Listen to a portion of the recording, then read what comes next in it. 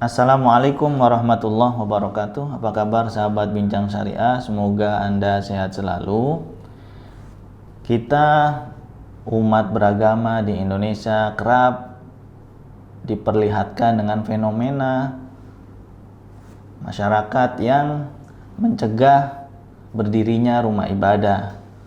Misalnya di timur, di wilayah timur yang mana mayoritas adalah non-muslim, maka umat muslim kadang terkendala mendirikan rumah ibadah. Nah, sebaliknya di wilayah barat Indonesia yang mana mayoritas adalah umat muslim, jadi non-muslim ketika hendak membangun rumah ibadahnya itu mendapatkan kendala-kendala, penolakan-penolakan yang cukup keras dari umat muslim. Nah, sahabat Bincang Syariah, padahal dalam Undang-Undang Pasal 28E ayat 1 Undang-Undang Dasar tahun 1945 itu memberikan keleluasaan bagi pemeluk agama untuk mendirikan rumah ibadah sebagai implementasi atas keyakinannya. Nah, itu sudah diatur oleh undang-undang. Pada prinsipnya ketika sudah memenuhi persyaratan dalam undang-undang tersebut, maka semua umat beragama boleh mendirikan rumah ibadah sesuai kebutuhan. Nah, sahabat Bincang Syariah,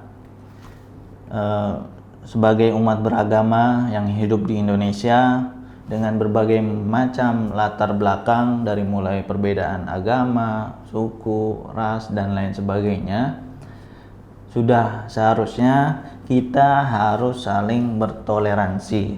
Nah, ketika misalnya ada umat beragama, kita sebagai muslim, ada non-muslim yang ingin membangun rumah ibadah dan itu sudah sesuai dengan undang-undang yang berlaku di Indonesia, maka kita tidak perlu bersikeras menolak, apalagi sampai berbuat anarkis.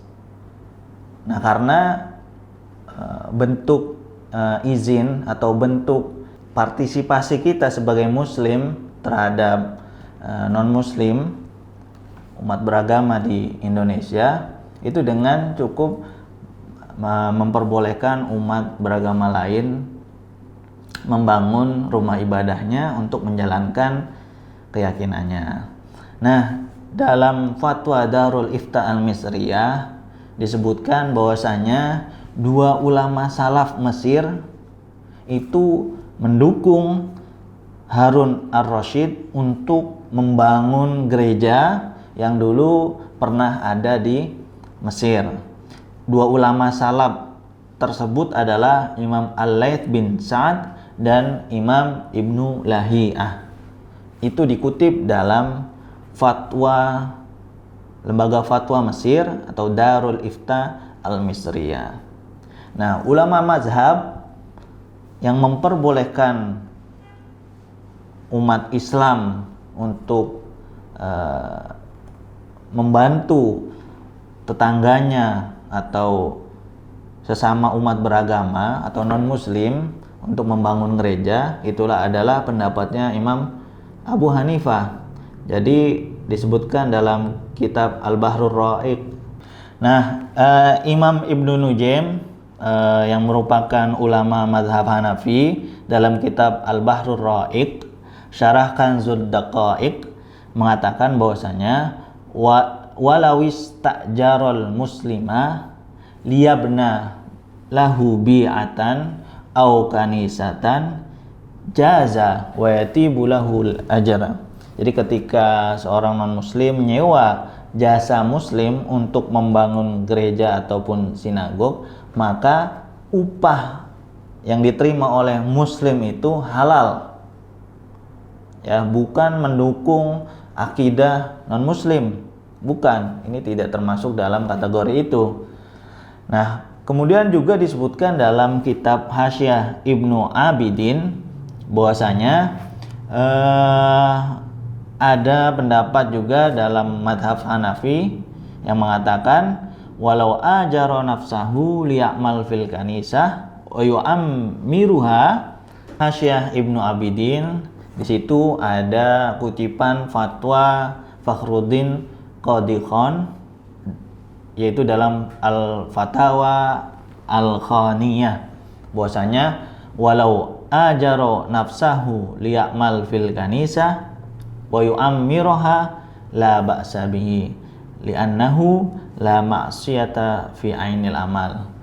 Jadi artinya jika ada seorang muslim bekerja di gereja dan kemudian dia menjadi pegawai di situ, merawat gereja, itu tidak termasuk dalam unsur maksiat karena perbuatan yang ia kerjakan.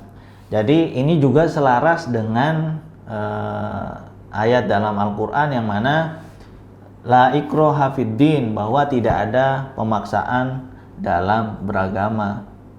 Artinya kita sebagai muslim membiarkan non-muslim untuk mendirikan rumah ibadah apabila sudah memenuhi syarat-syarat yang ada di undang-undang di Indonesia. Oleh karena itu kita sebagai muslim tidak perlu lagi bersikukuh menolak jika ada non-muslim membangun rumah ibadah apabila sudah memenuhi kriteria dalam undang-undang di Indonesia. Sekian dari saya. Wallahul muwaffiq ila aqwamit thoriq. Wassalamualaikum warahmatullahi wabarakatuh.